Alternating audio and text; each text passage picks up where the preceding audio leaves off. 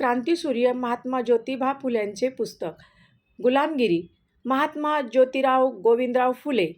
विद्येविना मती गेली, मतीविना नीती गेली, नीतीविना गती गेली, गतीविना वित्त गेले, वित्ताविना शूद्र खचले, इतके अनर्थ एका अविद्येने केले. गुलामगिरी हे लहानसे पुस्तक आपण लोकहितार्थ केले असल्याचे ज्योतिराव फुले यांनी त्यांच्या प्रथमावृत्तीतील 1873 मुखपृष्ठावर नमूद केले होते. हे पुस्तक प्रसिद्ध केल्यानंतर त्यांनी 24 सप्टेंबर 1873 रोजी सत्यशोधक समाजाची स्थापना केली. पुढे सत्यशोधक समाजाचा झेंडा मोठ्या थाटाने पुणे शहरातून मिरवून भटांच्या गुलामगिरीतून दिनांस मुक्त केल्याचे त्यांनी मोठ्या समारंभात जाहीर केले.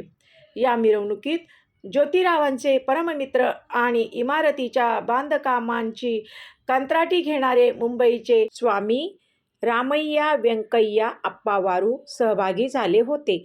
1911 साली रामय्या व्यंकय्या अप्पावारू यांनी श्री ज्योतिबा सारख्या आपल्या प्रेमळ मित्राचे अंशतः उत्तराई व्हावे व त्यांचे अल्पसे स्मारक करावे म्हणून गुलामगिरी पुस्तकाची दुसरी आवृत्ती प्रसिद्ध केली. या दुसऱ्या आवृत्तीच्या प्रस्तावनेत रामय्या अय्यावारूंनी म्हटले होते, ब्राह्मणी धर्माच्या जडबेडीने जखडलेल्या गुलामांमध्ये विद्येचा प्रसार कमी असल्याने या पुस्तकाचा पहिल्या आवृत्तीचा खप व्हावा तसा झपाट्याने झाला नाही. तथापि छापलेल्या सर्व प्रती संपून गेल्या.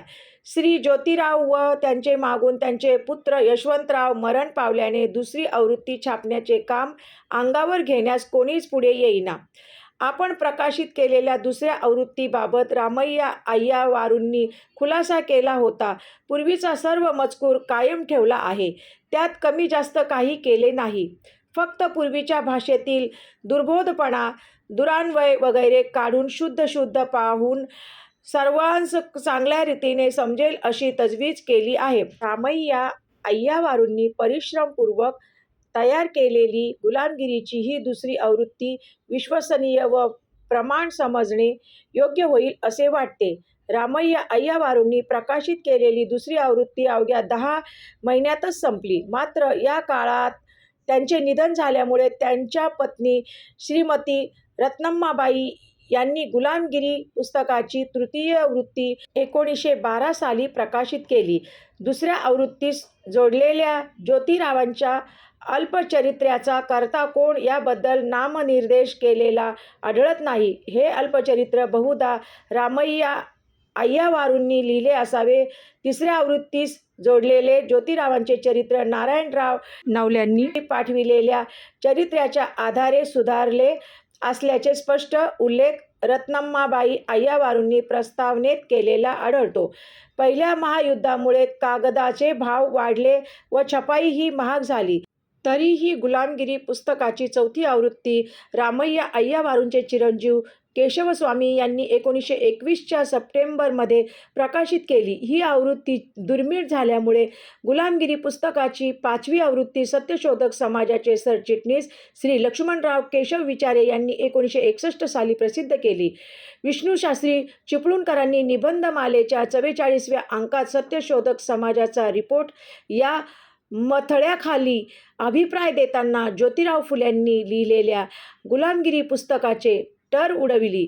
पहा निबंध मालेची 1917 साली चित्रशाळेने काढलेली तिसरी आवृत्ती पृष्ठ 457-473.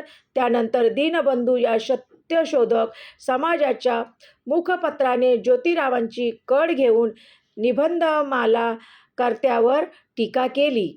या टीकेस निबंधमालेच्या 4थ्या वर्षाच्या अखेरच्या अंकात विष्णूशास्त्री चिपळूणकरांनी दीनबंधू या मथळ्याखाली उत्तर दिले. पहा 1917 साली चित्र शाळेने काढलेली तिसरी आवृत्ती. उर्वरित इतिहास पुढील भागात. इतिहास आवडल्यास चॅनलला लाईक सबस्क्राईब करा. थँक्यू. धन्यवाद.